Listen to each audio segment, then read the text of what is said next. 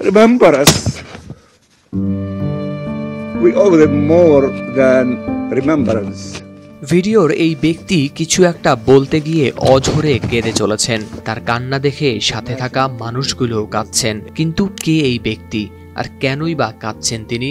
ভিডিওর এই ব্যক্তির নাম রিয়াদ মনসুর, যিনি জাতিসংঘের নিরাপত্তা পরিষদে ফিলিস্তিনের রাষ্ট্রদূত হিসেবে করছেন দায়িত্ব পালন। তার এই দায়িত্বের অংশ হিসেবেই শুক্রবার জাতিসংঘের বৈঠকে বক্তব্য দিচ্ছিলেন তিনি।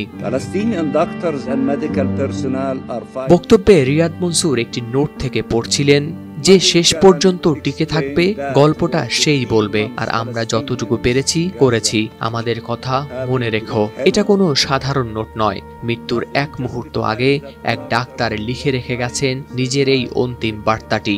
শিয়া বাটার ও ভিটামিন ই সমৃদ্ধ lily glam beauty soap. Lily, always beautiful. কথাগুলো লেখা ছিল গাজার আল আওদা হাসপাতালের সাদা একটি বোর্ডে। সাধারণত যে বোর্ডে লেখা থাকে রোগীর অস্ত্রোপচারের পদ্ধতি।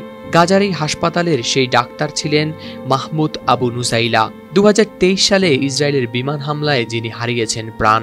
শুক্রবারের বৈঠকে চিকিৎসক মাহমুদ আবু নুজাইলার এই কথাগুলোই পড়ে শোনান রাষ্ট্রদূত রিয়াদ মনসুর। এই সময়ে কান্নায় ভেঙে পড়েন তিনি। তার কণ্ঠে একটাই আকুতি, গাজায় ইসরায়েলের গণহত্যা বন্ধ করার জন্য সবার সম্মিলিত উদ্যোগ।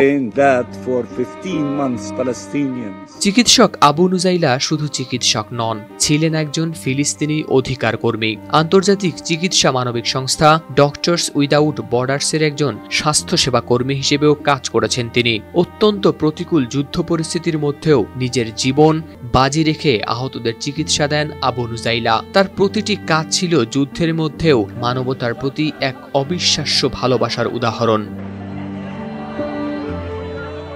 জাতিসংঘে রিয়াদ মনসুর বলছিলেন, গাজায় ইসরায়েলের আক্রমণকে থামানোর দায়িত্ব সবার। তার ভাষায়, জীবন বাঁচানোর বাধ্যবাধকতা আমাদের সবার রয়েছে।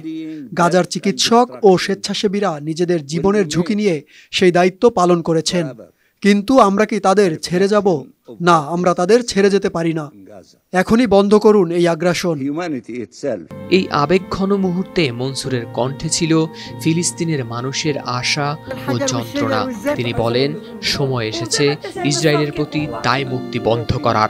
তাদের কর্মকাণ্ডকে জাতিগত নিধন হিসেবে চিহ্নিত করে তা বন্ধ করতে হবে। গাজার প্রতিটি বিস্ফোরণ, প্রতিটি অশ্রু, প্রতিটি আত্মত্যাগ যেন আজও জাতিসংঘের নিরাপত্তা পরিষদের উপর এক অদৃশ্য প্রশ্ন হয়ে ঝুলে রয়েছে, যাদের শত শত প্রতিবাদ থাকে কূটনীতির টেবিলে আটকে। এবার কি তারা এই নরক থামাবে, নাকি বর্বর ইসরায়েলের আত্মরক্ষার নাম করে $মিলিয়ন সাহায্য পাঠাবে?